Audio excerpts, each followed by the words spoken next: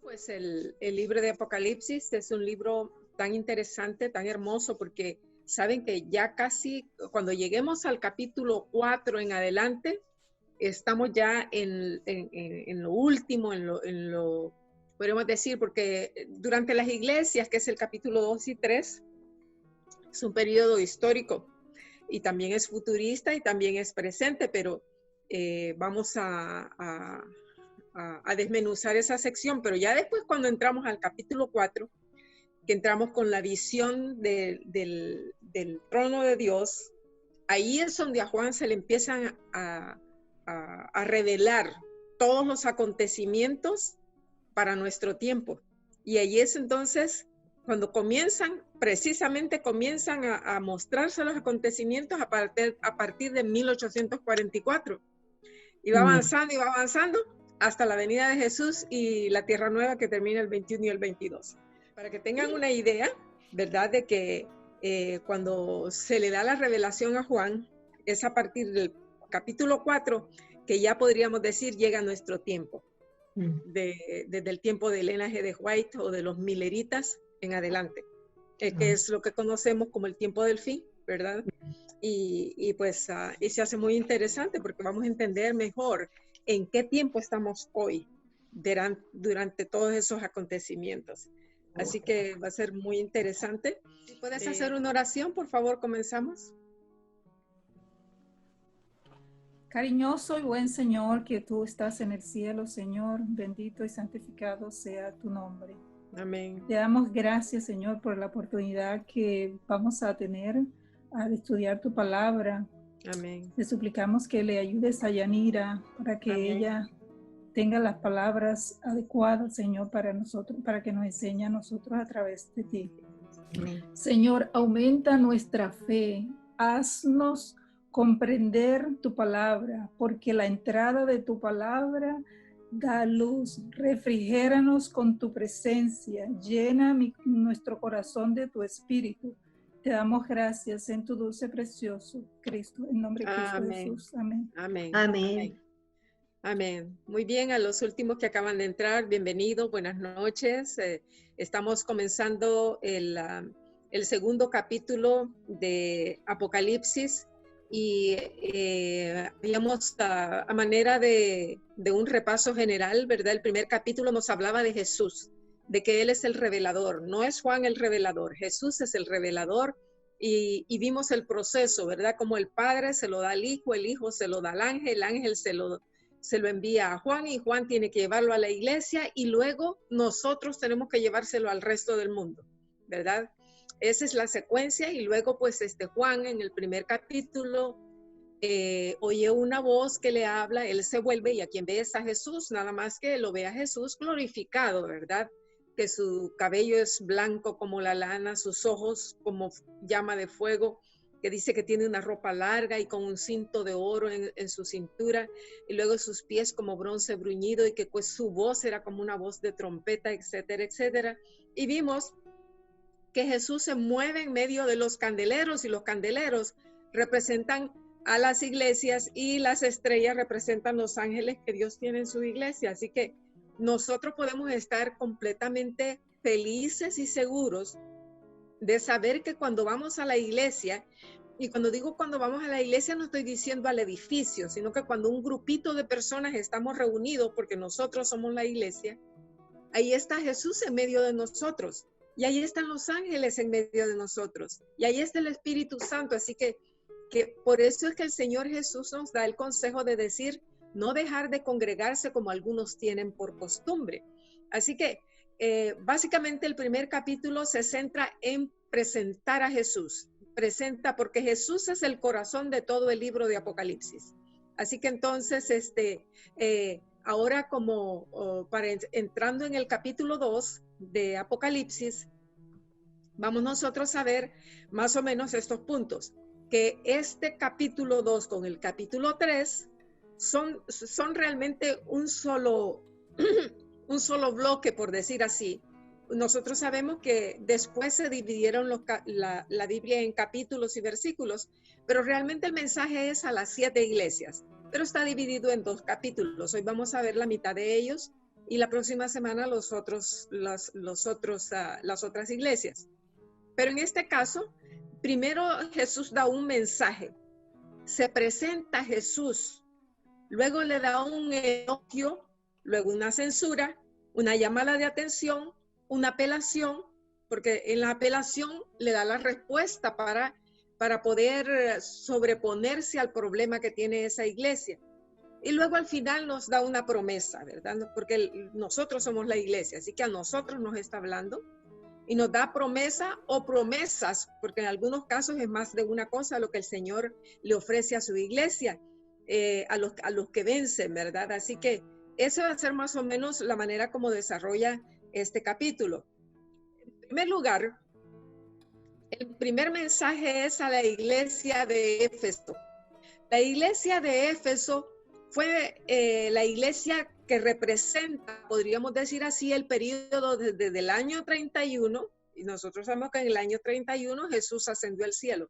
Desde el año 31 hasta el año 100. Bueno, realmente no fue en el año 31 porque hay una disparidad de unos 3 años y medio en la manera como se arregló el calendario. Pero podríamos decir desde la ascensión de Jesús hasta el año 100, corre el periodo de la iglesia del mensaje a Éfeso. Y el versículo 1 dice, escribe al ángel de la iglesia en Éfeso, el que tiene las 7 estrellas en su diestra, el que anda en medio de los 7 candeleros de oro, dice esto. Vean ustedes que en primer lugar, el Señor Jesús se presenta a él. Él dice, yo soy el que tengo las 7 estrellas en su diestra. Nosotros estudiamos en el último versículo del capítulo pasado que las 7 estrellas, como lo podemos ver si ustedes tienen su Biblia abierta, ¿verdad? En capítulo 1 y versículo 20 dice ahí, el misterio de las 7 estrellas que has visto en mi diestra y de los 7 candeleros de oro. Las 7 estrellas son los 7 ángeles de las 7 iglesias y los 7 candeleros que has visto son las 7 iglesias. Y como decíamos en la clase pasada, esos ángeles también representan a personas, ¿verdad? Personas que llevan el mensaje porque son mensajeros. Y nosotros también somos mensajeros. Así que Jesús se presenta, ¿verdad? Él es el que está en medio de su iglesia. Él es el que anda y que conoce todo de la iglesia. Anda en medio de los 7 candeleros de oro. ¿Qué es lo que él va a decir? Bueno, en primer lugar, la iglesia de Éfeso se llama la iglesia del primer amor. Los discípulos habían estado con Jesús, habían visto a Jesús, habían escuchado sus palabras y ellos se entregaron completamente al Salvador, de tal manera que la mayoría de ellos murieron, pero murieron felices sabiendo de que la vida eterna estaba garantizada para ellos. La palabra Éfeso significa deseada. Y esa es la iglesia deseada, la que nosotros quisiéramos tener hoy en día. Pero la ciudad, el pueblo en sí de Éfeso era famoso por su perversión. Y hoy en día nosotros vivimos en un mundo también perverso, ¿verdad? Éfeso era el centro de la adoración de la diosa Diana. Ustedes se recordarán un pasaje cuando el apóstol Pablo llega a Éfeso, ¿verdad? Y se hizo un alboroto ahí y pensaban que él iba a destronar a la diosa Diana y entonces pues casi lo dejaron como muerto, ¿verdad? A Pablo porque lo atacaron. Así que Jesús dice, yo estoy con ustedes todos los días hasta el fin del mundo, porque Jesús está en medio de los candeleros, Él está en medio de su iglesia. No hay un momento, es más, en los Salmos dice, ¿verdad? No dormirá guarda Israel. Y nosotros sabemos que Israel no es el pueblo literal del antiguo descendiente de Abraham, sino que incluye a todos aquellos que han sido circuncidados con la verdadera circuncisión, que es la circuncisión del corazón. Voy a pedirle por favor a todos los que han entrado que apaguen su micrófono porque se oye ruido. Apaguen sus micrófonos, por favor. Gracias. Muy bien. Entonces vemos que Éfeso era el centro de la adoración de la diosa Diana. Había mucha idolatría. Sin embargo, la iglesia es la iglesia del primer amor. No nos desalentemos nosotros si estamos en un mundo de gentes adoradores de ídolos, porque Dios tiene su pueblo y nos ha llamado a ser mensajeros para que llevemos su palabra. Versículo 2 dice, yo conozco tus obras, tu arduo trabajo y paciencia, y que no puedes soportar a los malos. Vean ustedes que Jesús conoce todo de su iglesia, ¿verdad? Y dice, ya has probado a los que dicen ser apóstoles y no lo son, y los has hallado mentirosos. Mari, ¿me puedes leer 2 de Corintios, capítulo 11, versículos del 16 en adelante? 2 de Corintios, capítulo 11. Quisiera que todos estuvieran viendo sus Biblias, porque esta es palabra de Dios. 2 de Corintios, capítulo 11, y vamos a leer versículos del 16 en adelante.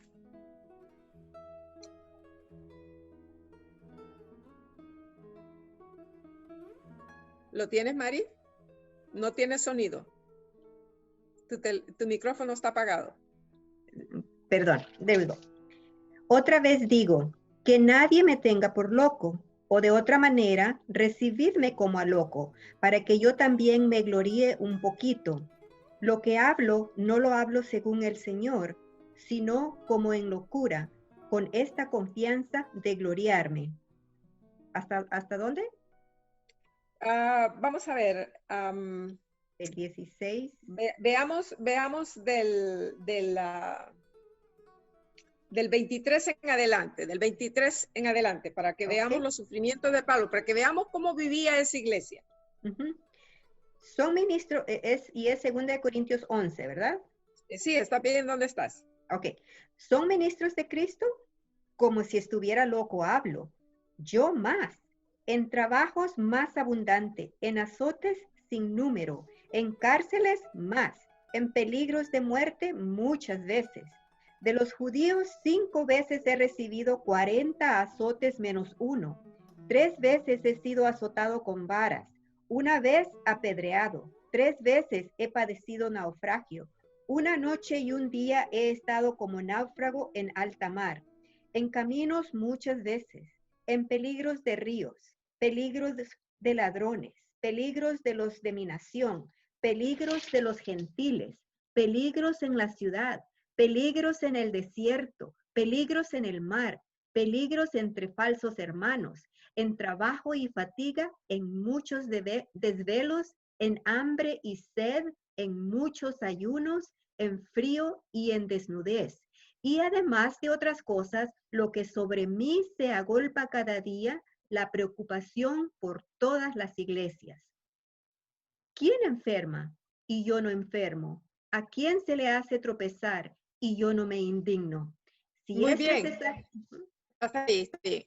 Aquí podemos ver más o menos una sinopsis de lo que es realmente la vida de un verdadero soldado, porque saben una cosa, mientras nosotros estamos entregados a Jesús, nos van a venir de persecuciones, de angustias, de trabajo, de tropiezos, etcétera, etcétera, y nosotros no debemos desalentarnos. A veces pensamos que solitos estamos trabajando, pero el Espíritu Santo está alrededor nuestro y es nuestro privilegio trabajar. Esta iglesia de Éfeso, el Señor le dice, y yo me imagino que con una sonrisa, yo conozco tus obras, tu arduo trabajo, tu paciencia. Ustedes saben que todos los apóstoles, a excepción de Juan, que murió de viejito, ¿verdad? Pero todos ellos fueron sacrificados. Encontramos, por ejemplo, a Esteban también apedreado, ¿verdad? Y así fueron perseguidos, dice que el capítulo 11 de Hebreos dice que estos eran indignos de vivir en esta tierra porque eran dignos delante del Señor, pero el mundo los trató como basura. Pero esos eran los santos del Señor. Y dice el Señor Jesús, y que no puedes soportar a los malos, y has probado a los que dicen ser apóstoles y no son, y los has hallado mentirosos. ¿Saben? A veces nosotros en la iglesia, a veces especialmente personas que quizás acaban de entrar a la iglesia, nos dicen, ay, pero yo pensé que la iglesia era así o la iglesia era así. No hay iglesia perfecta, porque dentro de la iglesia, dentro de los hijos de Dios, siempre el diablo se infiltra, siempre tienen sus agentes y ellos son piedra de tropiezo, ¿verdad? Pero dice el Señor Jesús a la iglesia de Éfeso, has probado a los que dicen ser apóstoles y no lo son, y los has hallado mentirosos. Y le dice, ya has sufrido, ya has tenido paciencia, ya has trabajado arduamente por amor de mi nombre y no has desmayado. Y ese mensaje es para nosotros hoy, porque esas iglesias en realidad representan las etapas por las cuales nosotros pasamos en el cristianismo. Cuando recién nos han dado el evangelio, tenemos el primer amor y sentimos ganas de un montón de cosas, pero hay muchas personas que con el tiempo se van enfriando hasta que llegan a la última iglesia y se convierten en la Odisea. Y son personas que solo llegan a sentarse a la banca, ¿verdad? Más adelante vamos a hablar de esas otras iglesias, pero volviendo aquí a Éfeso, le dice, has sufrido. Bueno, nuestro ejemplo es Jesús, ¿verdad? Nuestro Señor Jesús sufrió y nosotros, pues el diablo va a buscar la manera de hacernos sufrir también, pero ustedes no se desalienten, ¿verdad? Hay que tener paciencia, dice el Señor. Y el Señor dice, y si has trabajado arduamente por amor de mi nombre y no has desmayado, entonces el Señor nos va a dar promesas, ¿verdad? Aquí dice, paciencia significa perseverancia, o sea, aunque suframos, hermanos, seamos perseverantes. No nos demos por vencido. Que fulanito se fue de la iglesia, bueno, usted ore por esa persona, pero usted siga firme. Que fulanito no dio el ejemplo que se esperaba, siga orando por esa persona, pero usted siga firme. Que las cosas no salieron como yo pensaba, usted siga firme. Ese es el llamado a la iglesia de Éfeso. Versículo 4 dice, pero tengo contra ti que has dejado tu primer amor. El Señor dice, cuidado con dejar tu primer amor. Es como un matrimonio, ¿verdad? Cuando el muchacho conoce a la muchacha, todo parece que van a ser solo besos y abrazos. Pero cuando se casan y vienen las obligaciones y vienen las responsabilidades, entonces a veces pareciera como que el amor se apaga. Y ahí es donde nosotros tenemos que tener un gran cuidado. Para que el amor se mantenga vivo constantemente debe haber comunicación. Y es normal en una pareja también. Una pareja debe tener comunicación para que su matrimonio florezca. Pero si se alejan y se tratan con el castigo del silencio, en lugar de avivar el amor, se va apagando. Y Jesús le dice a la iglesia, has dejado tu primer amor. O sea, ya no eres igual que antes, cuando comenzaste. Que cuando comenzaste tenía ganas de ir a hablarle a todo el mundo de Jesús, pero ahora ya no lo haces. Que antes, cuando recién comenzaste, dijiste, no, yo voy a hacer como lo que Jesús dice y ibas a visitar a los ancianitos y ahora ya no los visitas. Ahora, a los que no les gusta hacer obra misionera ni nada por el estilo, dicen, bueno, es que hay pandemia. Encontraron una buena excusa, ¿verdad? Pero podemos idear nuevas cosas que el Señor nos inspira para alcanzar a las personas que están solos, a los que necesitan, a los que sufren. No debemos dejar de que nuestro amor se apague por Jesús. Dice el versículo 5, recuerda por tanto de dónde has caído y arrepiéntete y haz las primeras obras. Hay que regresar. Casi se parece un poquito al mensaje de la Odisea, porque la Odisea va a tener que dejar de ser tibia, ¿verdad? Lo vamos a ver más adelante en la siguiente clase. Pero el Señor nos dice que no nos olvidemos, recuerda, dice, recordar es no te olvides de dónde has caído y arrepiéntete. El arrepentimiento, hermanos, sabemos nosotros que es dejar de estar haciendo lo malo y volver a hacer lo bueno. Regresemos a las primeras obras. Pues si no, dice el Señor, yo vendré pronto a ti. Voy a quitar tu candelero. Miren, y si nos quitan el candelero, nos quedamos a oscuras. Nos quedamos en tinieblas. Dice, ¿verdad? Si no nos arrepentimos, hay que pedirle perdón a Dios si nosotros no estamos en el primer amor. si no estamos comunicándonos, estudiando su palabra todos los días? Yo quiero pensar que todos los que están en esta noche conectados son personas que les gusta conectarse con la palabra de Dios. Les encanta escuchar la voz de Dios. Así que, y qué triste, ¿verdad? Si en una de esas se nos quitara el candelero, porque nos quedaríamos en oscuras. Versículo 6 dice, pero tienes esto, que aborreces la obra de los nicolaitas, las cuales yo también aborrezco.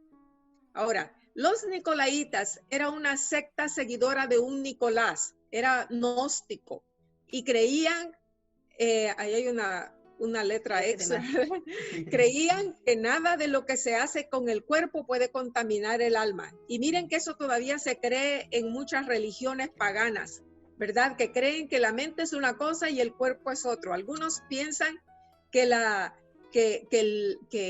espíritu está atrapado en un cuerpo, pero que cuando nos morimos es hasta una bendición, dice, porque entonces liberan el alma. Y ahí es donde creen en eso que anda volando por todos lados el alma, y ¿verdad? Todo ese tipo de creencias erróneas, ¿verdad? La iglesia no lo soportaba a los nicolaitas. Los nicolaitas modernos enseñan que somos salvos hoy y salvos para siempre, y no importa lo que tú hagas. Y nosotros sabemos que eso no es así. La palabra de Dios enseña que vamos a ser juzgados de acuerdo a nuestras obras, sean buenas o sean malas. No nos salvamos por las obras, pero las obras tienen mucho que ver en el día del juicio, porque es por ellas que nosotros vamos a ser juzgados. Y la ley que nos va a juzgar es la ley de Dios, ¿verdad? Así que hoy en día hay nicolaitas, nada más que no se llaman nicolaitas, ¿verdad? Pero personas que dicen, bueno, no, yo ya me entregué a Jesús y ahora no importa lo que yo haga porque yo ya soy salvo. Y eso es un engaño. La iglesia enseña que, es más, la Biblia enseña que nos pueden quitar la corona, ¿verdad? Porque nosotros sabemos que los santos van a recibir una corona y dice, mira que nadie quite tu corona, ¿verdad? Versículo 7, entonces dice, el que tiene oído, oiga. ¿Por qué dirá eso que el que tiene oído, oiga? Saben que no toda la gente que tiene oído oye. A veces decimos nosotros, por aquí nos entró y por aquí nos salió, ¿verdad? ¿Por qué? Porque no pusimos atención. El que tiene oído, en otras palabras, ponga atención lo que el Espíritu le dice a las iglesias. ¿Quién es el que le está hablando? El Espíritu Santo. Al que venciere, dice el Señor, le daré a comer del árbol de la vida, el cual está en medio del paraíso de Dios. A ver, Margarita, ¿me puedes leer Lucas 23:43, por favor? Marcia me va a buscar 2 Corintios 12:4. Mari me va a buscar Apocalipsis 22:2. Margarita, adelante. Lucas 23:43. Cuando vayas a comenzar, enciende tu micrófono, porque si no, no se te va a oír.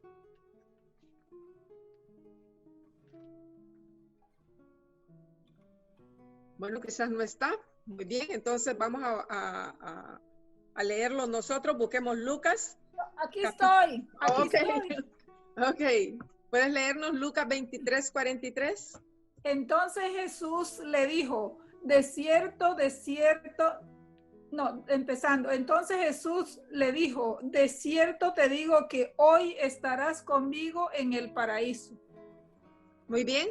Aquí oímos la palabra paraíso, ¿verdad? Y el Señor dice que al que venciere le va a dar de comer del árbol de la vida en el cual está en el paraíso de Dios. O sea que cuando el Señor está hablando del paraíso, está hablando de su eternidad, ¿verdad? Estarás conmigo en mi reino, en otras palabras, ¿verdad?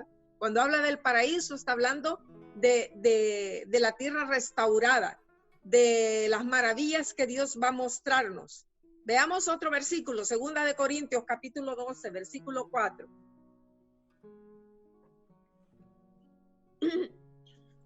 Que fui arrebatado al paraíso, donde oyó palabras secretas que el hombre no puede decir.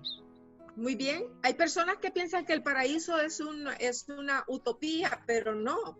El paraíso es algo real y está en el cielo. Saben que aún el jardín del Edén, en el espíritu de profecía, nosotros estudiamos, leemos, ¿verdad? Que el Señor lo llevó antes del diluvio. también le conocemos como el paraíso, ¿verdad? Apocalipsis 22:2, Mari. En medio de la calle de la ciudad y a uno y otro lado del río estaba el árbol de la vida, que produce 12 frutos, dando cada mes su fruto, y las hojas del árbol eran para la sanidad de las naciones. Muy bien, ahí conectamos el árbol con el paraíso, porque fíjense ustedes que en el versículo 7 de Apocalipsis que estamos leyendo, dice ahí, al que venciere le daré a comer del árbol de la vida, el cual está, dice, en medio del paraíso de Dios. Y aquí acabamos de leer que ahí en la presencia de Dios está el árbol de la vida, o sea que está hablando de lo mismo. Está hablando del reino de Dios, del trono de Dios, de la presencia de Dios. Eso es lo que nos está diciendo. Y cada quien que salga vencedor, ¿verdad? Al que haya recobrado su primer amor, el Señor nos va a permitir estar allí en el paraíso de Dios. Vamos a la siguiente iglesia, la iglesia número 2, la iglesia de Esmirna. El Señor dice, versículo 8, escribe al ángel de la iglesia en Esmirna, el primero y el postrero, el que estuvo muerto y vivió, dice esto. ¿Se acuerdan que en la clase pasada hablamos del primero y del postrero? Hablamos también del alfa y el omega, que significa lo mismo, ¿verdad? Que Dios lo contiene todo. Él es el primero, Él es el último, Él es después, Él siempre está presente. Muy bien. Entonces, así se presenta Jesús a la iglesia de Esmirna y le dice, el primero y el postrero, el que estuvo muerto y vivió, dice esto. Y yo les pregunto a ustedes, ¿quién es el que estuvo muerto y vivió? Cristo. Y la respuesta es Jesús, ¿verdad? Cristo Jesús. Muy bien. Entonces, esta iglesia de Esmirna, el tiempo que representa en la iglesia de Dios, porque acuérdense que Dios siempre ha tenido una iglesia, desde el tiempo de Adán y Eva hasta nuestros días. Pero ahora, caminando en la historia, este mensaje de Esmirna es el mensaje que se le da al tiempo de persecución de la iglesia, que fue más o menos entre el año 100 y el año 313, cuando se desató una persecución como nunca. El diablo quiso destruir a la iglesia. ¿Y saben por qué? Porque la iglesia de Éfeso había sido tan efectiva en la predicación del evangelio que el mismo libro de los Hechos de los Apóstoles nos dice que el mensaje se había expandido en todo el mundo conocido de entonces. Por supuesto, ellos no conocían el continente americano, ¿verdad? Pero en aquella época, el mundo que se conocía, eso sí, conocieron el evangelio. Así que más o menos comprende desde el año 100 hasta el año 313 después de Cristo. Aquí, en esta época, en el tiempo de la iglesia de Esmirna, era cuando se consideraba al emperador romano como un dios y él le mandaba que fuera adorado. Por lo menos una vez al mes usted tenía que ir y adorar al emperador. Y cuando usted hacía eso, le daban, podríamos decir, una contraseña. Y que cuando alguien lo detenía y le decían, muéstrame que tú eres adorador del emperador, usted tenía que enseñar la contraseña, como quien dice su licencia de manejo, ¿verdad? Y si usted no la tenía, usted iba a la cárcel. Increíble, tiempo de persecución. El nombre Esmirna significa mirra dulce y amarga. Ese es el significado de la palabra Esmirna. El Señor Jesús a esta iglesia le dice, yo conozco tus obras y tu tribulación y tu pobreza, pero tú eres rico. Y la blasfemia de los que dicen ser judíos y no lo son, sino sinagoga de Satanás. Aquí hay tres cosas claves: la tribulación, el decir que son judíos y luego la sinagoga de Satanás. Aunque el Señor le dice que tú crees que eres pobre, pero eres rico, ¿verdad? Esa iglesia era, aunque era pobre, porque sí, como había sido perseguida, y cuando usted es perseguido, usted no puede echar raíces en un lugar. Entonces usted vive, como quien dice, con un backpack o con una mochila en la mano. No tiene mucho, pero el Señor dice, pero eres rico. ¿Por qué? Porque tenía el Espíritu Santo, tenía al Señor, tenía la compañía de los ángeles. La tribulación, una carga intensa porque eran perseguidos, ¿verdad? No podían vivir en un solo lugar. Eran pobres, pero también eran ricos en buenas obras. Daban testimonio donde quiera que fuera. Y luego tenemos ahí que menciona a las a la sinagoga de Satanás, ¿verdad? En primer lugar, dice a los que dicen ser judíos. Esta expresión, dicen ser judíos, porque los judíos eran los descendientes de la tribu de Judá y se suponía que eran los guardadores de la ley. Y sin embargo, dicen ser judíos, o sea, de que lo que está insinuando es que parecen pero no son. Y en las iglesias siempre hay personas que parecen ser algo pero no son. Pero el Señor conoce cada uno de nuestros corazones. Dice que en lugar de ser verdaderos judíos, en otras palabras, en lugar de ser verdaderos cristianos, eran sinagoga de Satanás. Ese grupo de personas siempre lo vamos a encontrar también en las iglesias. Personas que llegan a la iglesia, pero que sirven de piedra de tropiezo para otros. Ya sea por lo que hablan, ya sea por lo que dicen, o por lo que no hacen, ¿verdad? Entonces, el Señor, vamos a ver lo que nos dice San Juan capítulo 8, versículo 37 y después el versículo 44. Mari, ¿me lo puedes leer, por favor? Juan 8, 37 y 44.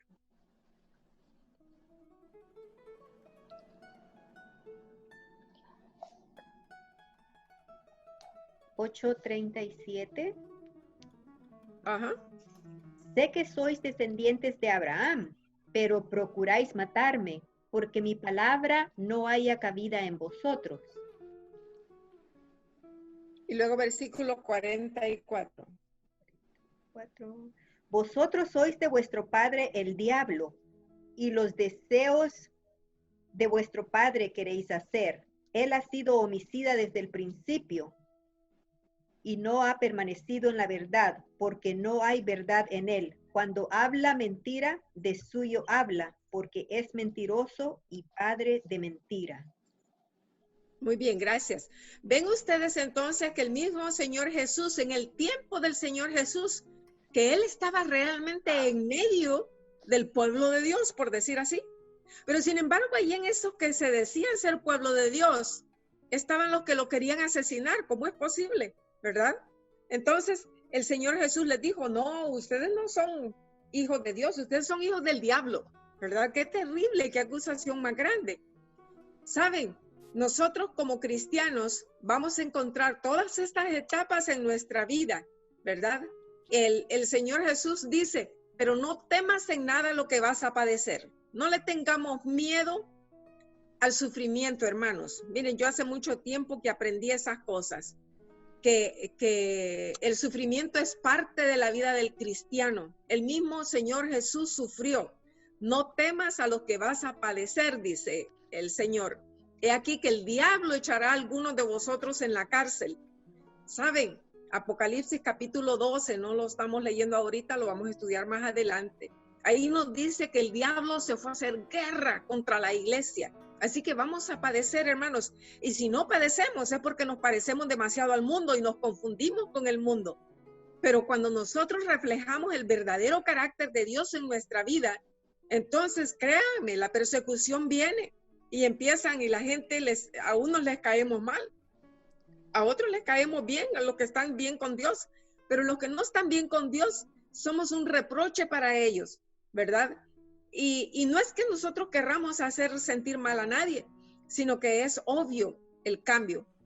El Señor dice, y tendréis tribulación por 10 días. Sé fiel hasta la muerte y yo te daré la corona de la vida. El Señor nos alienta a no tener temor, a pesar que vamos a padecer, que vamos a ser probados. Eso es parte de la escuela de Dios.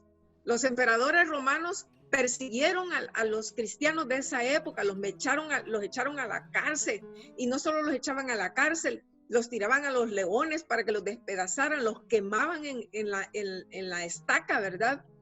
Pero las pruebas, hermanos, no nos deben de asustar, son parte del caminar con Cristo. Nosotros debemos de ser como el árbol que está allá en una colina, que no tiene otros árboles que lo protegen, y los vientos lo soplan, y las lluvias lo mueven para un lado y para otro, pero solo se mece, pero no se quiebra, ¿Por qué? Porque esas pruebas hacen que sus raíces sean más desarrolladas y está más firme. Las pruebas son parte del caminar con Cristo y el Señor las ha permitido para que crezcamos en nuestro carácter. Hermana. Sí. Yanira, Margarita, dime. Hay un pastor que una vez estaba escuchando el sermón, disculpa que te interrumpa, dijo que los árboles que tienen fruto, a esos son los que se le tiran piedra. Entonces, si un hijo de Dios camina con Dios, esos son los que son apedreados porque están sufriendo la persecución, la tribulación. Amén, amén. Gracias por la ilustración, muy bonita. Entonces dice ahí que tendréis tribulación por 10 años. Esos 10 años comprendieron desde el año 300, ahí tendría que haber sido del 3 al 13. Un typo, ok. Y esta fue la época en que Diocleciano persiguió a la iglesia. Y saben que aparece en el año 313, aparece Constantino. Y él es el que termina con la persecución, pero esos 10 años fueron crueles. Murieron miles y miles de personas en el circo romano. Y como les decía, como herejes quemados en la estaca, crucificados, las calles se llenaban de cruces, de gente que era crucificada. Pero en el año 313 termina la persecución con el edicto de Milán, que fue dado por Constantino. Y ustedes conocen la historia de que Constantino, él iba a ir a una guerra y él vio una visión a donde le apareció ver como una cruz y él en su creencia pensó que le decía, con este signo vas a ganar. Entonces él aparentemente se hizo cristiano, ¿verdad? Y vamos a ver un par de versículos. Mari, primera de Pedro, capítulo 5, 4. Marcia, me lee segunda de Timoteo 4, del 6 al 8. Porque las pruebas son parte de la vida del cristiano. No debemos tenerles miedo, hermanos, sino que al contrario, cuando Dios permite la prueba, es porque algo está refinando en nosotros. Primera de Pedro 5:4 dice, y cuando aparezca el príncipe de los pastores, vosotros recibiréis la corona incorruptible de gloria. Muy bien. Bueno, ese es con respecto a la corona, que yo quería hablar acerca de las pruebas. Vamos a Santiago, no está ahí, pero pongamos Santiago capítulo 1. Vamos a ver, Santiago capítulo 1. Y hay varios, ¿verdad? Porque en Pedro también está, pensé que ese era. Santiago 1. Santiago capítulo 1, versículo 2. A ver, Mari, si me lo lees. Sí. Hermanos míos, tened por sumo gozo cuando os halléis en diversas pruebas. Muy bien. El Señor dice que cuando seamos probados, no veamos de decir, ay, ¿por qué yo? No, sino que el Señor está haciendo algo en nosotros, está, podríamos decir, moldeando para que lleguemos a conformarnos según la imagen de nuestro Señor Jesús, así que no le tengamos miedo a las pruebas. Vean lo que dice Primera de Pedro, capítulo 4, porque yo pensé que ese era el Pedro que estábamos viendo ahí, pero no. Primera de Pedro, capítulo 4, versículos 12 y 13. A ver. Dice, amados, no os sorprendáis del fuego de prueba que os ha sobrevenido, como si alguna cosa extraña os aconteciese, sino gozaos por cuanto sois participantes de los padecimientos de Cristo, para que también en la revelación de su gloria os gocéis con gran alegría. Muy bien, vean ustedes, veamos las pruebas de una manera diferente.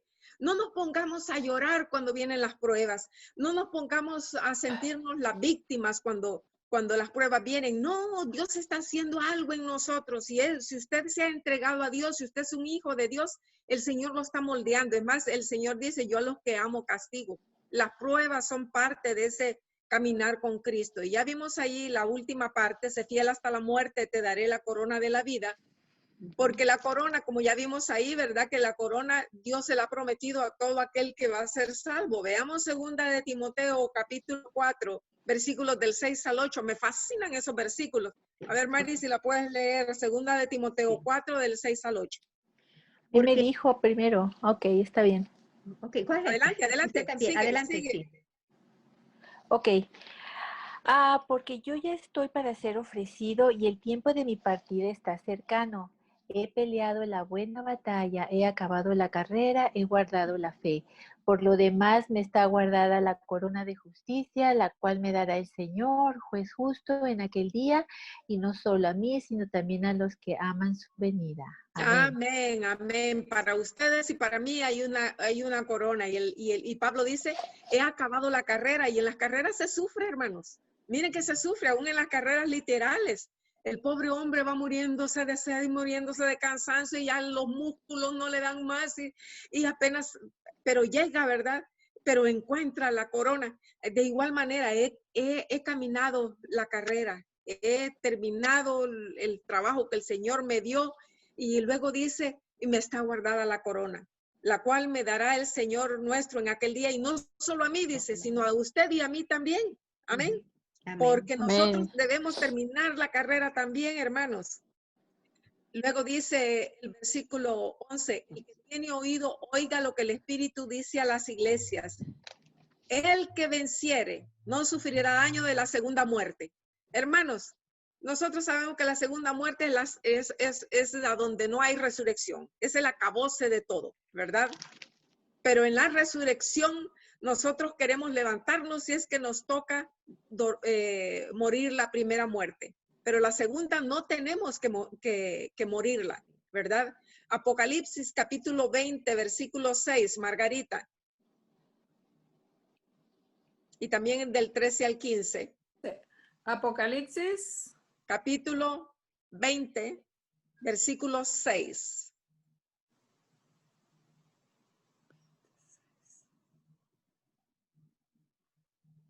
Bienaventurado y santo el que tiene parte en la primera resurrección. La segunda muerte no tiene potestad sobre estos, sino que serán sacerdotes de Dios y de Cristo y reinarán con él 1000 años. Amén, amén, ¿verdad? Versículos 13 al 15.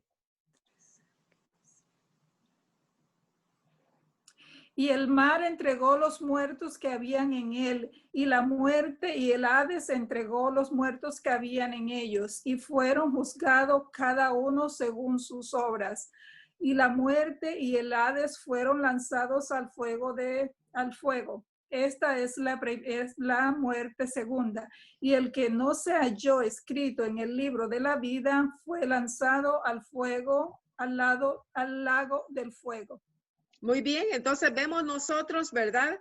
Que la muerte segunda, ahí no están escritos en el libro de la vida del Cordero. Esos van a morir para siempre, van a desaparecer, ¿verdad? Mari, versículo 21:8. 21:8.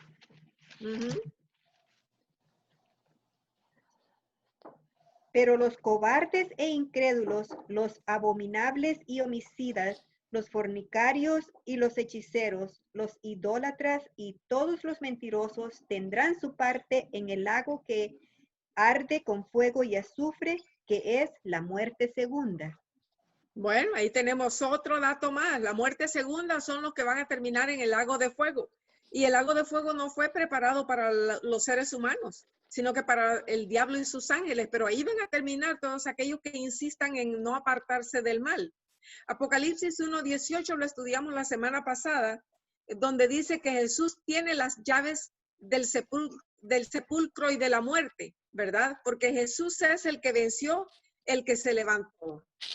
Estamos avanzando, vamos a ir un poquito más rápido, ya casi son las 8 y quiero dar oportunidad si alguno tiene pregunta. El mensaje a Pérgamo, la tercera iglesia, del año 331 al 538. Versículo 12 dice, y escribe al ángel de la iglesia en Pérgamo, el que tiene la espada aguda de 2 filos, dice esto. Fíjense, como la persecución no le funcionó a Lucifer, porque saben que en la persecución, cuando una persona era ejecutada, 100 se levantaban. La gente decía, ¿cómo es posible que estas personas sea tan valioso para ellos esto que tienen, que son capaces de dar su vida? Y nuevos cristianos venían a tomar su lugar. Entonces el diablo vio que no le estaba funcionando la persecución.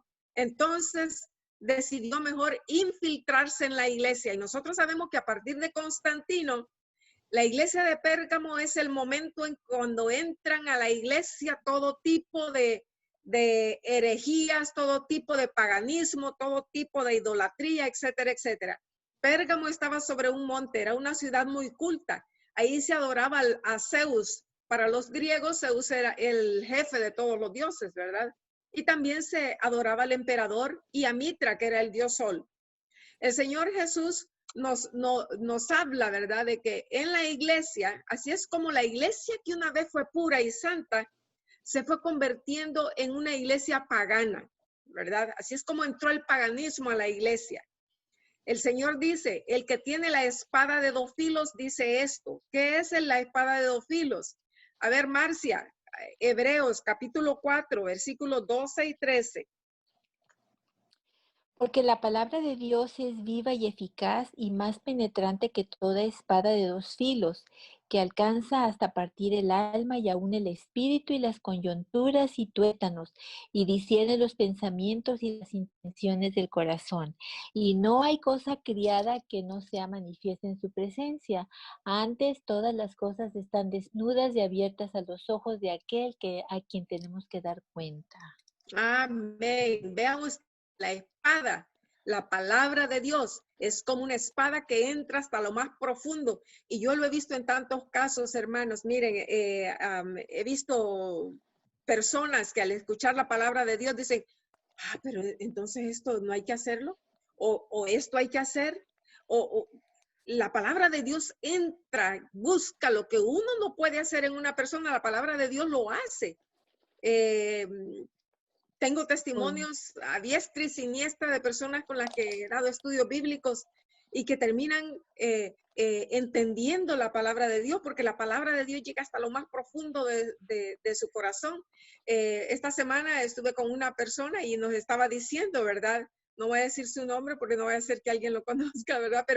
Pero nos estaba diciendo, dice, ahora estoy entendiendo, dice, que yo no debo de adorar muñecos, ídolos, estatuas, dice, ¿verdad? ¿Por qué? Porque la palabra de Dios lo convenció. La palabra entra hasta lo más profundo del corazón. Qué hermoso es. La palabra de Dios nunca vuelve vacía. Es el poder del evangelio. El evangelio, sí. Yo conozco tus obras, dice el Señor. ¿Dónde moras y dónde está el trono de Satanás? Sí, ahí estaba el diablo metido, ¿verdad? En ese lugar, allí, en esa época, en ese tiempo, parecía que el diablo manejaba todo. Pero retienes mi nombre, dice, y no has negado mi fe, ni aun en los días en que Antipas, mi testigo fiel, fue muerto entre vosotros, donde mora Satanás. Se le ofreció, fíjense, al obispo de la iglesia en aquel entonces, porque la historia sucede de que en esta época de la iglesia, se le ofreció al obispo de la iglesia que reinara sobre los reinos del mundo. Veamos lo que dice Mateo capítulo 4, versículos del 8 al 10. Margarita. Aquí vamos a ver un momentito. Muy bien. En Mateo 4, 8 al 10, vamos a ver que también a otra persona se le ofrecieron los reinos del mundo. Pero veamos cuál fue la reacción de uno y cuál fue la reacción del otro. Mateo 4, 8 al 10. Ok. Otra vez le llevó el diablo a un monte muy alto y le mostró todos los reinos del mundo y la gloria de ellos. Y le dijo, todo esto te daré si postrando me adorares. Muy bien. ¿Hasta ahí? Entonces vemos nosotros que el diablo le ofreció a Jesús todos los reinos de este mundo. Pero Jesús había puesto sus ojos en el reino de Dios, no en los reinos de este mundo. Y entonces él no aceptó, pero en cambio al obispo fue al revés. Al obispo, el César le ofreció que fuera el rey, reinara sobre este mundo, y él sí aceptó. Y allí el paganismo entró a la iglesia. Roma la adoptó, ¿verdad? En los días de Constantino la iglesia la adoptó también.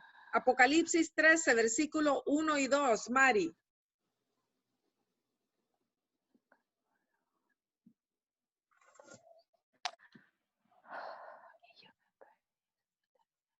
Apocalipsis 13, 1 y 2. Me paré sobre la arena del mar y vi subir del mar una bestia que tenía 7 cabezas y 10 cuernos, y en sus cuernos 10 diademas, y sobre sus cabezas un nombre blasfemo. Y la bestia que vi era semejante a un leopardo, y sus pies como de oso, y su boca como boca de león. Y el dragón le dio su poder y su trono y grande autoridad. Aquí vemos nosotros que esa iglesia, que una vez comenzó bien, se fue transformando y se convirtió en una bestia que tenía todas las características de todo el paganismo de toda la historia, desde Babilonia, ¿verdad? Trajo todo el paganismo de Babilonia, adoptó todo el paganismo de Grecia y ahora pues también había adoptado todo el paganismo del pueblo romano, de los césares. El paganismo se incorporó a la fe y se fue alejando del modelo que Dios tenía para su iglesia. El paganismo se transformó, la iglesia se transformó y déjeme volver, se me está cambiando. Okay. Se transformó y hoy las prácticas de la iglesia católica tienen su origen en el paganismo. El anillo, templos, incienso, velas, agua bendita, procesiones, el asunto de cómo se cortan el cabello, que se llama tonsura, canonizaciones, imágenes, y podríamos decir la cuaresma y la lista sería tan larga que solo podemos poner etcétera, etcétera, etcétera y etcétera. Pero siempre Dios tuvo un remanente. Por eso dijo, pero retienes mi nombre y no has negado mi fe, ¿verdad? Los métodos de Satanás siempre son la persecución y la infiltración. Lo vamos a ver siempre. Primero usted va a ser perseguido y si usted no se da por vencido con la persecución, entonces va a tratar el diablo de infiltrarse, de enseñarle alguna mentirita rodeada de 99 verdades. Y así es como engaña el diablo. Pero tengo unas pocas cosas contra ti, dice el Señor. Y de paso, saben que el Señor siempre nos dice primero lo malo y después nos dice lo bueno. Nosotros somos al revés, cuando decimos, tengo dos noticias, una buena y una mala. Dice, bueno, pues, dame la buena primero. Y es al revés. Primero mala y después la buena. Entonces el Señor dice, versículo 14, dice, pero tengo unas pocas cosas contra ti. Tienes a los que retienen la doctrina de Balaam, que enseñaba a Balac a poner tropiezo ante los hijos de Israel y a comer de las cosas sacrificadas a los ídolos y a cometer fornicación. ¿Quién era Balaam? Balaam había sido un profeta de Dios, o mejor dicho, era un profeta de Dios, pero se vendió por dinero. Era llamado a maldecir a Israel, ¿verdad? Y como no pudo maldecirlo porque Dios no dejó que lo maldijera, porque Israel en ese tiempo era fiel a Dios, entonces planeó cómo hacer caer al pueblo y lo hizo a través de la fornicación y eso lo podemos encontrar nosotros en el libro de Números. Y ahí encontramos nosotros cómo es que Balaam, ¿verdad?, movió al pueblo de Dios para que se metiera el pecado. Mandó a traer a las mujeres madianitas a que entraran al pueblo de Dios y por supuesto las mujeres madianitas enseñaban la mitad de su cuerpo, eran voluptuosas, en cambio las de Israel se vestían de manera muy recatadas, ¿verdad? Entonces el hombre se deja ir por los ojos, pues ellos se metieron con las mujeres y hubo pecado en el cuerpo, en el pueblo de Dios y terminaron adorando a los dioses y entonces Dios se retiró de ellos. Qué tremendo, ¿verdad? Eso fue la doctrina de Balaam, ¿verdad? Que les enseñó a pecar. Pero dice, también tienes a los que retienen la doctrina de los nicolaitas, la que yo aborrezco. Los nicolaitas reclamaban la gracia de Dios, pero pisoteaban la ley de Dios, como dijimos ya antes, ¿verdad? Gnósticos que creen que una vez salvos, para siempre salvos y que la ley ha sido clavada en la cruz y no importa lo que hagamos, que nosotros de igual manera vamos a ser salvos. Santiago capítulo 4, versículo 4, Margarita. Santiago 4:4. Veamos si es cierto que la gracia, veamos si la gracia y las obras están peleadas, si están en enemistad, si están separadas. Veamos. Oh almas adúlteras, ¿no sabéis que la amistad del mundo es enemistad contra Dios? Cualquiera pues que quiera ser amigo del mundo se constituye enemigo de Dios. Muy bien, entonces vemos nosotros, el Señor llama que seamos fieles, ¿verdad? Y aparte de eso, los nicolaitas enseñan de que una vez salvos ya no hay que hacer nada. El Señor también, ahí mismo, también en Santiago nos enseña que la fe sin obras es muerta, ¿verdad? Que una fe que solo dice que ama a Jesús, pero no se le ven sus frutos, la misma palabra de Dios dice, por sus frutos los conoceréis, ¿verdad? Por tanto, dice el Señor, arrepiéntete, pues si no, vendré sobre ti pronto y pelearé contra ellos con la espada de mi boca. Ya vimos nosotros que la espada con la que el Señor va a pelear es con su palabra. Es la espada, la palabra de Dios, la que siempre, hermanos, habla nuestro corazón, ¿verdad? Arrepiéntete, dice el Señor, porque si no, vendré pronto. ¿Y cómo va a pelear Dios con nosotros? Porque nos va a demostrar con su palabra que somos infieles. Por tanto, el Señor nos llama a que seamos fieles a su palabra. El que tiene oído, oiga lo que el Espíritu dice a las iglesias. Al que venciere, le voy a dar de comer del maná escondido. Saben que yo me muero de ganas por probar el maná. Y le daré, dice, una piedrecita blanca, y en la piedrecita blanca un nombre escrito, un nombre nuevo, el cual ninguno conoce sino aquel que lo recibe. Maná, el Señor Jesús dijo que su palabra es el alimento. No solo de pan vive el hombre, sino de toda palabra que sale de la boca de Dios, dijo el Señor Jesús, ¿verdad? Vamos a Isaías 62, versículo 2, Marcia. Isaías 62, 2. Ajá, vamos a hablar acerca del nombre. Vamos a hablar acerca del nombre. Ajá, 62, 2. Hablando del maná, ¿verdad? Hablando del maná, dijimos que Jesús es la palabra de Dios, pero también el mismo Jesús, Él es el maná, porque el Señor Jesús dijo, yo soy el pan que bajó del cielo, ¿verdad? Así que Jesús es el maná y su palabra también es el maná. Veamos lo que dice con respecto a los nombres, Isaías 62, 2. Entonces verán las gentes tu justicia y todos los reyes tu gloria, y te será puesto un nombre nuevo que la boca de Jehová nombrará. Muy bien. Todos nosotros vamos a cambiar de nombre.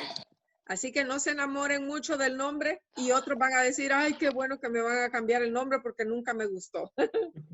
¿Verdad? Porque vamos a tener un nombre nuevo. Dios siempre a sus hijos les cambió el nombre. Abraham, Abraham, Jacob, Israel, y así vamos a ir a Esaú, Edom, etcétera, etcétera, ¿verdad? Pues en la patria celestial también tendremos un nombre nuevo. Siempre me he preguntado cuál irá a ser. El mensaje a Tiatira, versículo 18. Escribe al ángel de la iglesia de Tiatira, el Hijo de Dios, el que tiene ojos como llama de fuego, pies semejantes al bronce bruñido, dice esto.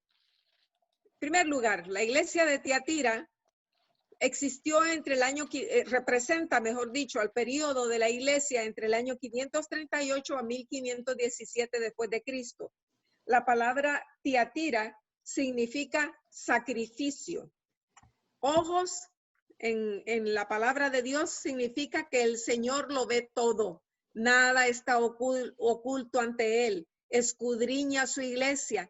Él sabe quién está bien y el que está mal. No te preocupes por tu hermano, que tú creas que el hermano anda mal. Déjalo, el Señor sabe, Él lo conoce. Y tú cuídate, examínate a ti mismo. No vaya a ser que tú eres el que esté mal en la iglesia, porque el Señor lo conoce todo. Nada está oculto delante de Él. Versículo 19 dice, yo conozco tus obras, tu amor, tu fe, tu servicio, tu paciencia, que tus obras postreras son más que las primeras. Vean ustedes cómo son importantes las obras, no para salvarnos, sino porque somos salvos. Cuando yo sé que una persona ha hecho algo tan grande por mí, yo estoy tan feliz de poder hacer lo que pueda por esa persona, porque estoy tan agradecida. Pues el Señor dice, yo conozco tus obras, tu amor, tu fe, tu servicio, tu paciencia, y que tus obras postreras son más que las primeras.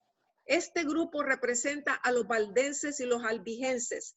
en medio de una sociedad corrupta, en medio de una sociedad que había apostatado, de medio de una ciudad que había entrado todo el paganismo en esa iglesia. Sin embargo, había un grupo, los valdenses y los albigenses, que se mantuvieron fieles a Dios. Acuérdense que Dios le habla a la iglesia y la iglesia es el grupo de esos fieles, ¿verdad? Versículo 20 dice, pero tengo unas pocas cosas contra ti, que toleras a que esa mujer Jezabel, que se dice profetiza, enseña y seduzca a mis siervos a fornicar y a comer cosas sacrificadas a los ídolos. En primer lugar, una mujer representa una iglesia. Fornicar significa traer,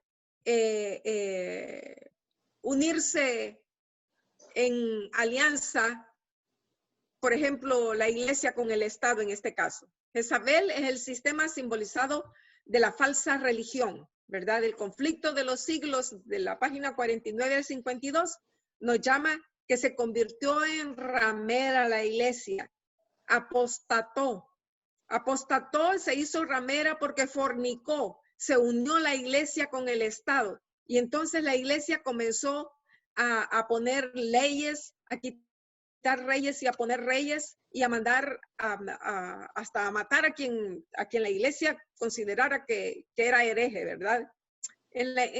Literalmente en la palabra de Dios, Jezabel aparece junto con Elías y con el rey Acab. Marcos capítulo 6, vemos nosotros que aparece el Elías moderno, que en este caso es Juan el Bautista, el rey es Herodes y la mujer que aparece es Herodías. Pero nosotros sabemos que también al final del tiempo vamos a tener al tercer Elías, ¿verdad? Así que el propósito de Elías a través de la historia, ya sea el primero, que fue en el tiempo del rey Acab, el segundo, que fue en el tiempo de Jesús, y el tercero, que va a aparecer al último momento, que se supone debiéramos ser nosotros que predicamos, es los que denunciamos la falsa religión. El verdadero pueblo de Dios siempre va a denunciar la falsa religión, va a denunciar el paganismo. Miren, ¿qué les puedo decir? Hay muchas personas que están medios convertidos. A mí, yo veo muchas cosas, tal vez no sé del 100% claro, pero siento que la palabra de Dios me ha dado suficiente claridad para ver a dónde hay paganismo y está dentro de nuestra iglesia. Puede ser la música con batería y estridente. Puede ser tal vez la manera como nos vestimos las damas y ahora también los caballeros, porque hay algunos que andan enseñando hasta el calzoncillo, ¿verdad? Hoy en día. Y que se hacen piercing y que se ponen aritos y se ponen de tanta cosa. En fin, el paganismo se mete a la iglesia. El diablo es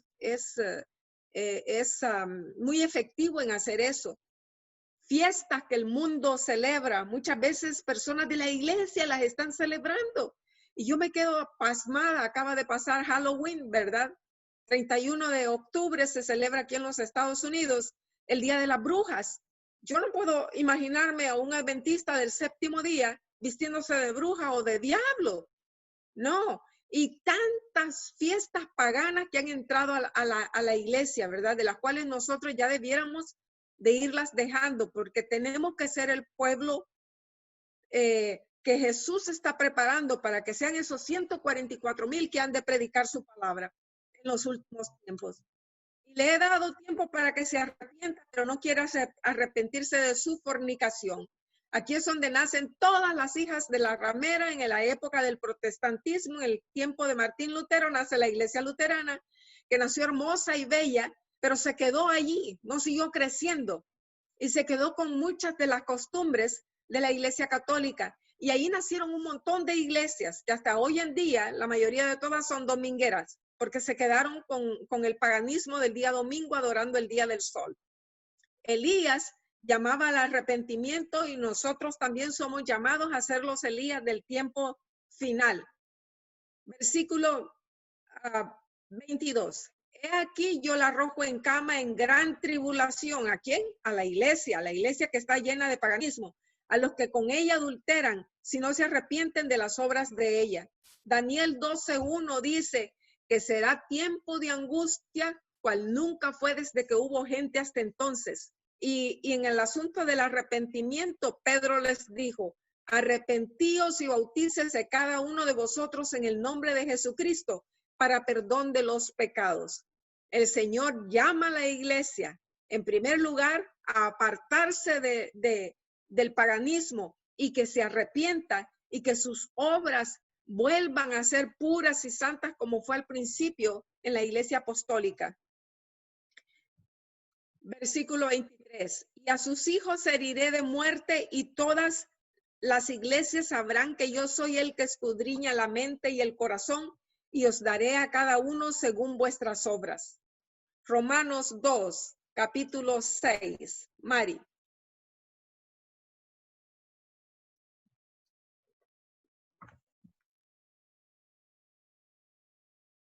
Romanos 2, versículo 6. Otra vez las obras tienen mucho que ver. Vamos a ver qué dice. El cual pagará a cada uno conforme a sus obras. Las obras, aunque la gente diga, no es que ustedes son legalistas, no, hermanos. Bueno, la verdad es que yo no tengo problema con la palabra legalismo, porque legalismo quiere decir legal y los cristianos deben ser legales a Dios, porque deben ser fieles a Dios. En lo que Dios ha dicho hay que hacerlo. Las obras tienen mucho que ver en el asunto del juicio, no para salvarnos, sino porque somos salvos, porque Dios pagará, dice, a cada uno conforme sean sus obras. Cuidémonos que nuestras obras sean las obras que Jesús quiere hallar en su iglesia.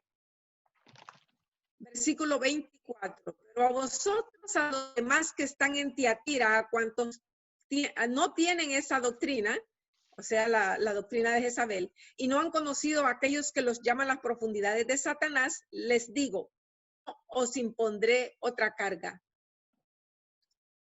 En Marcos capítulo 7:7, el Señor dice, en vano me honran enseñando como doctrina mandamientos de hombres. El Señor no quiere encontrar paganismo en su iglesia. Nosotros no debemos parecernos al mundo. Debemos ser puros y santos para su honra y su gloria.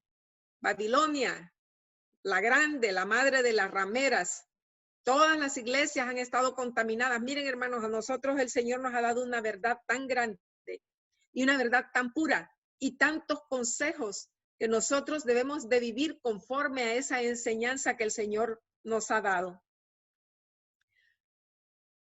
Versículo 25 dice, pero lo que tenéis, retenedlo hasta que yo venga. ¿Qué hemos de retener, hermanos? Tenemos que retener su palabra, lo que el Señor nos ha enseñado. Debemos estudiar la Biblia todos los días. Debemos retener sus mandamientos. Debemos retener el espíritu de profecía. Leamos esos libros, que hay unas grandes verdades hermosas en él.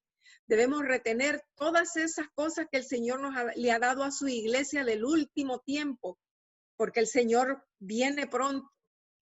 26 dice, al que venciere y guardare mis obras hasta el fin, yo le daré autoridad sobre las naciones y las regirá con vara de hierro y serán quebradas como vaso de alfarero, como yo también lo he recibido de mi Padre. El Señor dice que a los que venzan son los que van a llegar a ser reyes y sacerdotes, que el Señor nos ha llamado para reinar y para ser sacerdotes de él. Versículo 28, le daré la estrella de la mañana. Al que tiene oído, oiga lo que el Espíritu dice a la iglesia. Jesús nos habla, el Espíritu Santo nos habla. Nuestro Padre Celestial es el que ha mandado este mensaje, así que él también nos está hablando. Y dice, le daré la estrella de la mañana. Tenemos también la palabra profética más segura, dice el apóstol a Pedro, a la cual hacéis bien en estar atentos como una antorcha que alumbra en lugar oscuro hasta que el día amanezca y el lucero de la mañana salga en vuestros corazones. Ahí dice la estrella de la mañana, el lucero, ¿verdad? El lucero de la mañana salga en vuestros corazones.